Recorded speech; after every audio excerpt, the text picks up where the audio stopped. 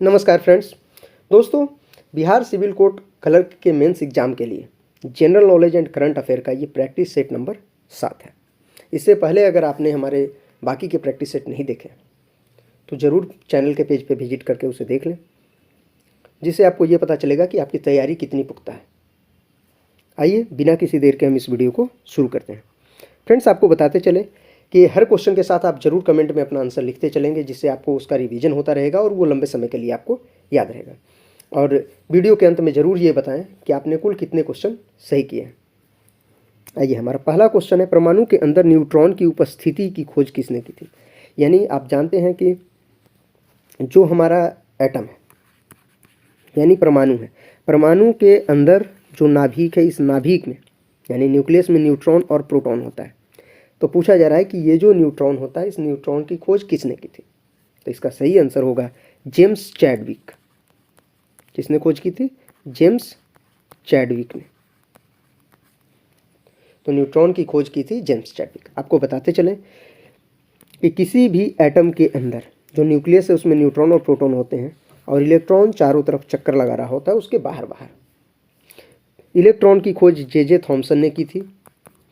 वहीं प्रोटॉन की अगर खोज की बात की जाए तो प्रोटॉन की खोज की थी गोल्डस्टीन ने, लेकिन इसका नाम दिया था रदरफोर्ड ने।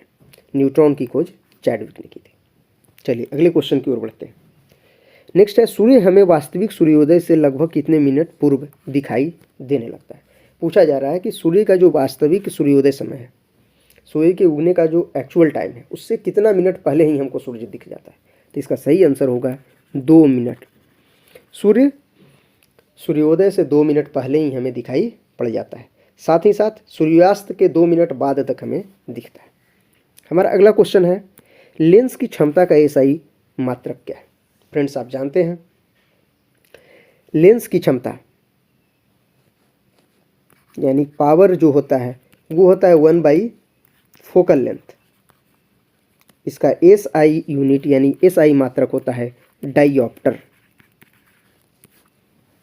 लेंस की क्षमता का एसआई मात्रक क्या है? डाइऑप्टर। अगला क्वेश्चन है, विद्युत आवेश का एसआई मात्रक क्या है। विद्युत आवेश यानी इलेक्ट्रिक चार्ज का एसआई यूनिट क्या है? विद्युत आवेश का एसआई मात्रक क्या है? तो इसका सही आंसर हो जाएगा कूलम्ब। इसका सही आंसर हो जाएगा कूलम्ब। हमारा अगला क्वेश्चन है, जड़त्व का नियम का प्रतिपादन किसने किया था। यानी जड़त्व का नियम किसने दिया था। तो इसका सही आंसर हो जाएगा गैलीलियो गैलीली। गैलीलियो गैलीली ने जड़त्व का नियम दिया था। जड़त्व का नियम कहता है कि अगर कोई वस्तु रेस्ट में है तो रेस्ट में ही रहना चाहेगा, कोई मोशन में है तो मोशन में ही रहना चाहेगा। वो अपनी स्थिति में चेंज का क्या करेगा? विरोध करेगा। यानी जो जिस अवस्था में उसी अवस्था में रहना चाहेगा, अगर दूसरे अवस्था में हम लाना चाहें तो वो उसका विरोध करेगा। जड़त्व के नियम के आधार पर ही न्यूटन्स का फर्स्ट लॉ भी बेस्ड है। चलते हैं अगले प्रश्न की ओर। हमारा अगला प्रश्न है, उत्प्लावकता का नियम का प्रतिपादन किसने किया। उत्प्लावकता, आप जानते हैं कि अगर मान लीजिए ये बाल्टी है जिसमें पानी भरा हुआ है, अगर हम इसमें एक जग को जैसे ही डालने लगते हैं तो देखते हैं कि ऊपर की ओर फोर्स लगता है।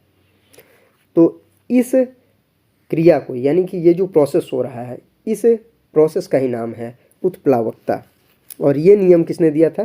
तो ये नियम दिया था आर्किमिडीज ने।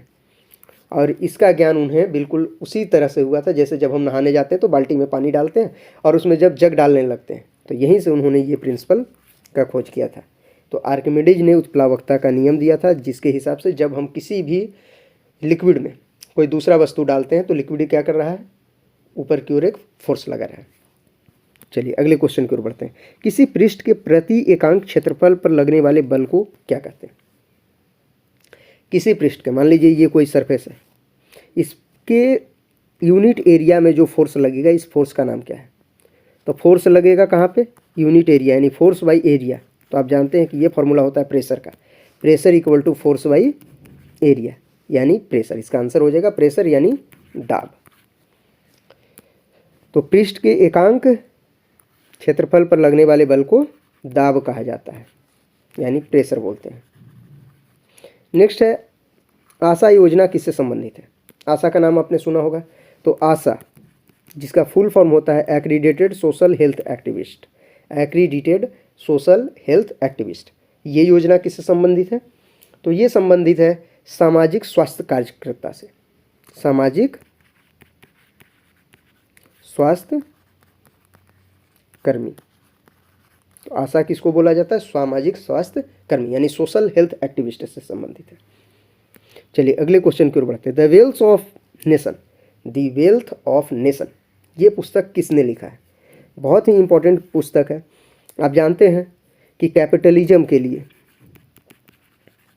यानी पूंजीवादी की जो उत्पत्ति हुई है उसमें इस बुक का बहुत बड़ा योगदान माना जाता है। द वेल्थ ऑफ नेशन, ये किताब लिखा गया था एडम स्मिथ के द्वारा।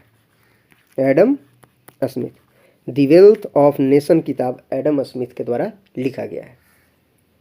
अगला है क्षेत्रफल की दृष्टि से भारत का विश्व में कौन सा स्थान है?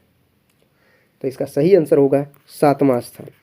भारत 7वां बड़ा देश है दुनिया में क्षेत्रफल की दृष्टि से। वहीं अगर जनसंख्या की बात करें तो जनसंख्या में दूसरे नंबर पे। और अब जो प्रोजेक्शन आ रहे हैं, यूनाइटेड नेशन का जो पॉपुलेशन फंड है उसका जो प्रोजेक्शन आ रहा है उसके हिसाब से भारत अब दुनिया का सबसे ज़्यादा जनसंख्या वाला देश बन गया है। चलिए फ्रेंड्स अगले क्वेश्चन की ओर बढ़ते हैं। तो हमारा नेक्स्ट क्वेश्चन है कि इसे भारत के डायमंड सिटी के रूप में जाना जाता है। ऐसा सिटी जहां डायमंड का सबसे ज़्यादा कटिंग होता है, पॉलिशिंग होता है, तो भारत का डायमंड सिटी कहलाता है सूरत।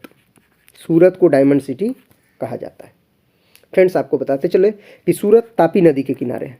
सूरत किस नदी के किनारे है? तापी नदी के किनारे है। आप जानते हैं सूरत बहुत ही हिस्ट्री में प्रसिद्ध रहा है 1907 के सूरत अधिवेशन के लिए। 1907 में भारतीय राष्ट्रीय कांग्रेस का अधिवेशन सूरत में हुआ था, जिसमें भारतीय राष्ट्रीय कांग्रेस 2 टुकड़े में बट गया था, उदारवादी और अलगाववादी में। तो 2 टुकड़े में बटा था 1907 के सूरत अधिवेशन में। इसके लिए सूरत बहुत महत्वपूर्ण है। चलिए इसी से रिलेटेड कुछ और टर्म 1-2 देख लेते हैं कि जिस तरह से सूरत को कहा जाता है डायमंड सिटी, उसी तरह से भारत के और भी अलग अलग शहरों हैं। जैसे किसी को मैनचेस्टर कहा जाता है, किसी को नवाबों का शहर, अलग अलग नाम से जाना जाता है। हमारा अगला क्वेश्चन इसी से जुड़ा हुआ है, नवाबों का शहर किसे कहा जाता है? तो इसका सही आंसर हो जाएगा लखनऊ। नवाबों का शहर बोलते हैं लखनऊ। यहाँ पे 2 महत्वपूर्ण स्ट्रक्चर आपको ध्यान रखना है, बड़ा इमामबाड़ा और छोटा इमामबाड़ा। नेक्स्ट है बुनकरों का शहर किसे कहा जाता है?